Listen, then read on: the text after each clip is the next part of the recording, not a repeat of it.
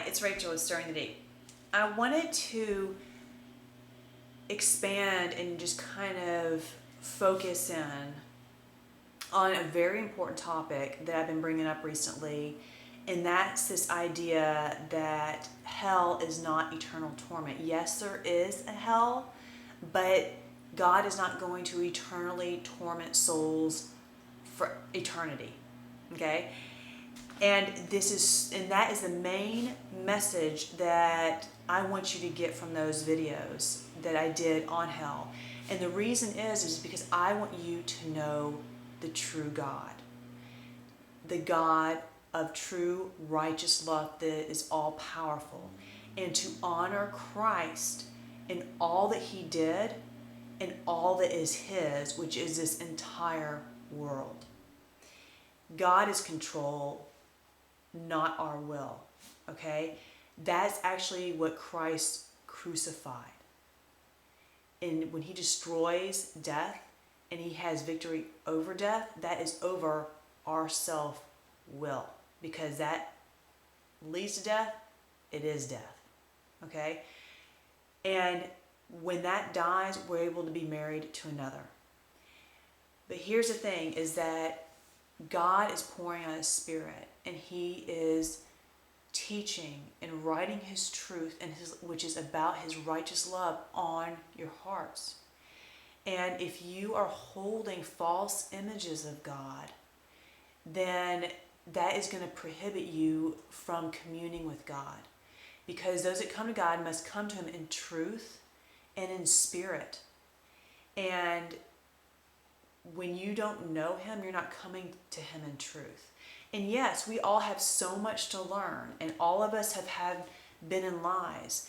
But that's why you have to be open to learn from God, about God, be taught by his Holy Spirit, and really listen and tune into that, because he will purge those lies from you. But you have to be willing to let go of those false doctrines and those false images and realize this world is just full of deception. But God will bring you out, and he will lead you out. And there has been so many things in my life that I have seen where he has broken the lies and brought so much freedom. And with that comes abundant life, where you have more joy and peace and love and rest. I mean, it's tremendous what he brings you. But you have to start seeking him in truth and spirit. And if you're holding on to a false image that is actually the antithesis of who he is, that doesn't at all honor what Christ did by having this eternal torment concept, then you're keeping God from really moving deeper into your life. Well, you're keeping that from happening. And you're just going to face greater and greater tribulation until all of those false images are destroyed. Okay? And some people will hold them on till the death, but in death and through that experience, they will learn. So here is it's so important, because in 1 John 4:18 it says, "For there is no fear in love, but perfect love casts out fear, because fear involves torment. But he who fears has not been made perfect in love." When you truly know God, you know love, because he is love. And there is no fear. There is no torment. And you understand that all of this is his. This is his creation. He is in charge, and he will be all and in all. And that means love will be in everything. There will be nothing that will not be consumed with him. And there are many verses about that. And that is an amazing truth. And it's possible because of what Christ came to do. So this is the main message behind this concept of not believing in eternal torment, is that you're holding on to a false image of God created by Satan. Like, he's created so many false images, and this is one. But that's why I want to share this with you, because to challenge that belief and have you go and learn from God, so that you can start going deeper into him and really learn who the true God is, because he is an amazing God of mercy and love. And there is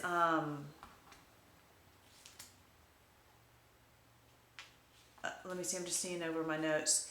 The one verse that I've been bringing up over and over is this First Timothy 4:2. And let me turn to that real quick. I know I read it a lot, but it's so important because people don't seem to really understand, or some don't seem to really get this concept that the doctrines that you're holding on to, they prohibit you from connecting to God's Spirit, which is, He's renewing us and He speaks to us, and it's like it says of our conscience. Our conscience has been cleansed by Christ. It's His voice inside of us telling us which way to go, how to walk, what to do. It's Him writing His truth on our hearts.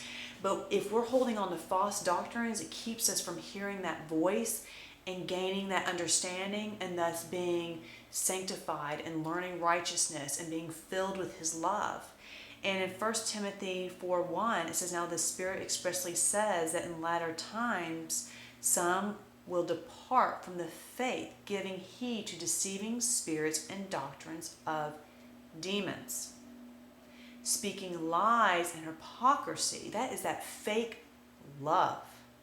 People are saying God is love, but yet He eternally torments. What's the worst thing that you could do to somebody?